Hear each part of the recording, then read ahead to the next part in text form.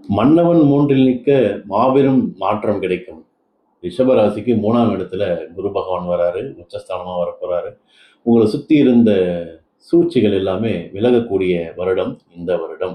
அப்போ குரு பெயர்ச்சி 3ஆம் இடத்துல வரும்போது தன்னம்பிக்கை அதிகரிக்கும். வெற்றிகள் அதிகமா இருக்கும். குரு உங்களுடைய 7ஆம் பார்வை பார்க்கறதால நீங்க யார் கூடலாம் பேசுறீங்களோ அவங்களாம் உங்களுக்கு நல்லவங்களா மாறிடுவாங்க. நல்லது செய்யவும் நினைப்பாங்க. திருமணத்துக்காக வெயிட் பண்றவங்களுக்குலாம் இந்த நவம்பர் மாசத்துக்கு முன்னாடி திருமணம் அமைந்து வரும்.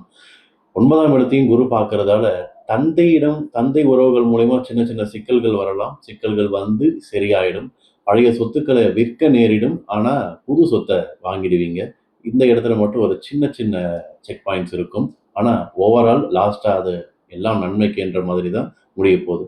11ஆம் இடத்துலையும் குரு பகவான் பார்க்கறதால உங்களுடைய மூத்த சகோதரர் மூலியமா ஆதரவு கிடைக்கும். யாரெல்லாம் அக்கா அண்ணான்னு கூப்பிடுறீங்களோ அவங்க மூலியமா அவங்களுக்கு நல்ல நல்ல விஷயங்கள் எல்லாமே வந்து சேரும்.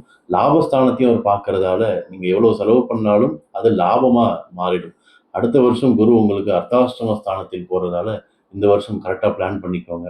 ஏன்னா டைம் நல்லா இருக்கும்போது நம்ம ரொம்ப ஜாலியா இருந்துட்டோம், நிறைய செலவு பண்ணிட்டோம்னா அடுத்த வருஷம் செலவுக்கு பெரிய செக் வந்துடும். அதனால இந்த வருஷம் ஹாப்பியா இருங்க.